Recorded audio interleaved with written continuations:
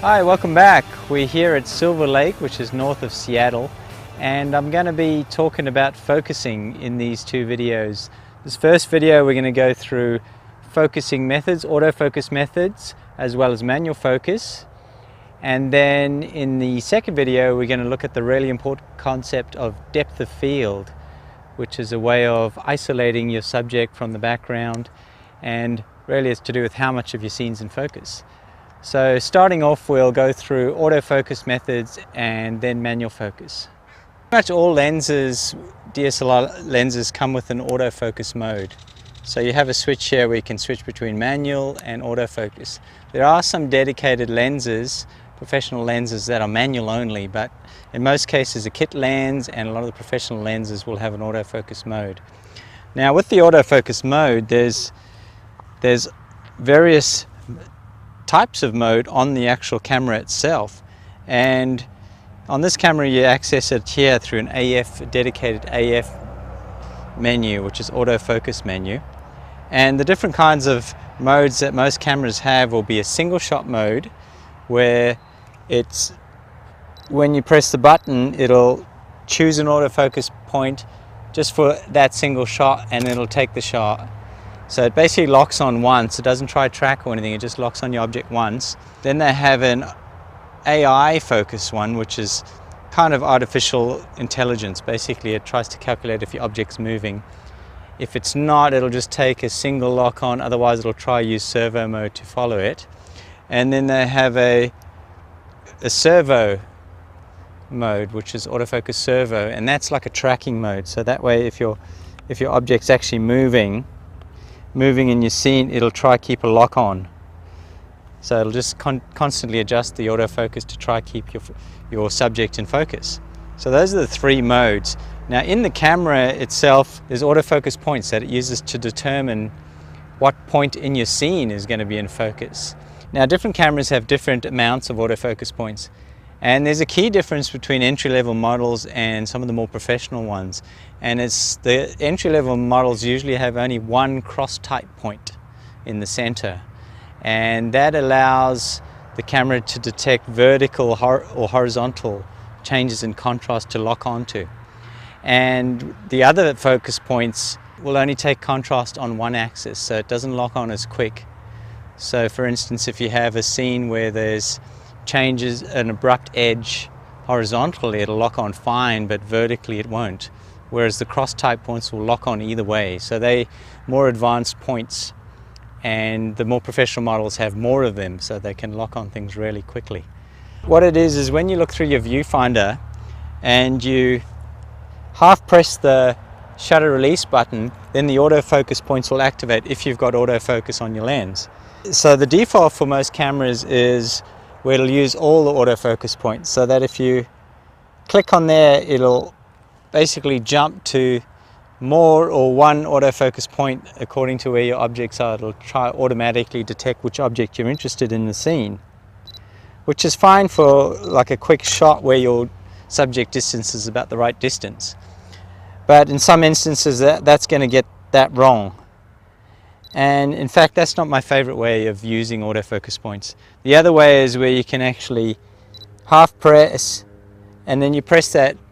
On this camera it has it there. It's the symbol that allows you to shift that autofocus point, and usually shift, and then you scroll, either the scroll button down there or at the top, the settings button, and you can either choose the center one, you can choose or any of the other autofocus points, or all of them.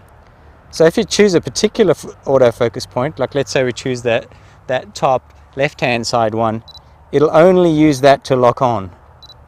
So if you know your subject's only going to be in the top left-hand sort of section of your image, then that's fine. You can just use that point.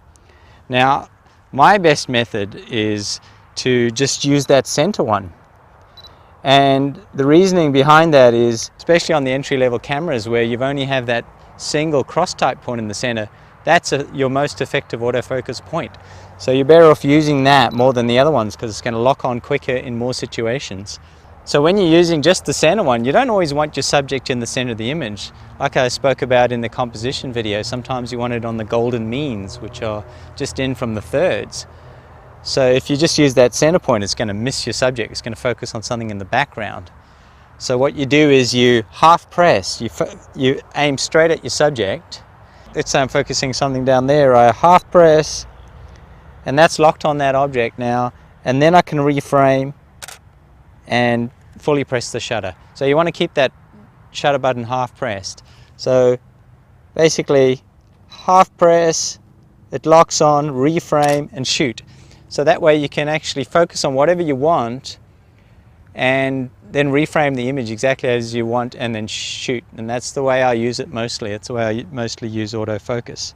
There is another way too where you can actually hit the AF on button on your camera too. That's another way of locking it without half pressing. So you can just look at your scene, half hit that AF and the focus stays the same. So if I focus on something real close like my hand, I hold that AF button down, reframe, hit it.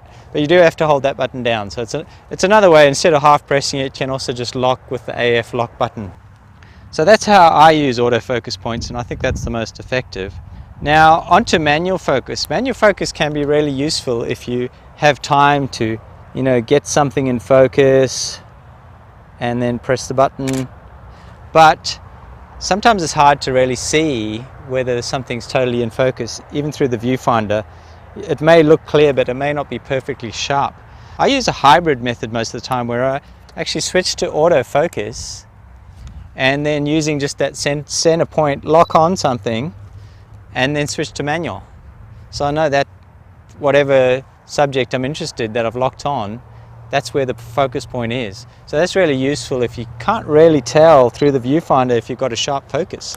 So you leave it up to the camera's ability to lock on, to lock your focus and then switch to manual. And then you know that that's always going to be in focus.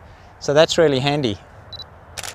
Now what's nice about some of the new DSLR models is you have a live mode.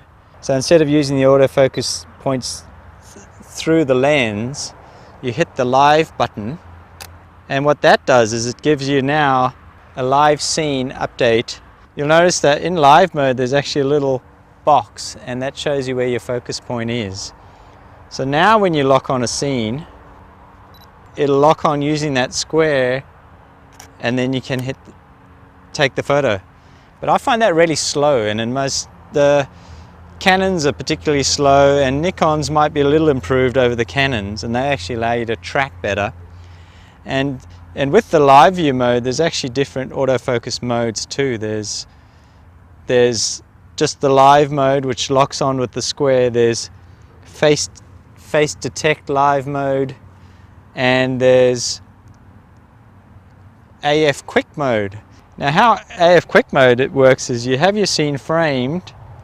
So what happens is as you press the button, is the mirror will flip down, it'll use the regular autofocus points, it'll focus and it'll flip back and put you back in live view mode. Because the way live view works is the mirror actually flips out the way when you're in live view. So when you look through the viewfinder you don't see anything because that mirror is actually in the way of the prism system. So you're not looking through the lens, you're looking at what the sensor is seeing. So although the live view mode, regular autofocus on live view is super slow, there is something that I really like about it, and that is the manual mode. So now this is where manual focus is really handy, and I use this in a lot of shots where I can put it on a tripod and I have time to set the focus point exactly as I want, like for a scenery shot or like some of the time-lapse videos that you'll see later on in the Gold members area. And how that works is you can have your scene framed like that, but now we set it to manual mode, which isn't that useful because you still don't have much of a view to see what's going on. But what that mode allows you to do is you can actually hit the zoom in button here, and you can go 3 times magnification or 10 times. And now that's showing you a real zoom view of what's going on. And that's super useful because now you're at 10 times magnification, you can get a really good focus on your object, and then you flip back to full view, and now you know that you've actually locked on that little portion of your scene, you know that that's accurately focused, and then you can take your shot. So that's a great way of combining manual focus with live view. So that's one of the most useful things I think of having live view focus mode, is actually just using it to zoom in and manually focus.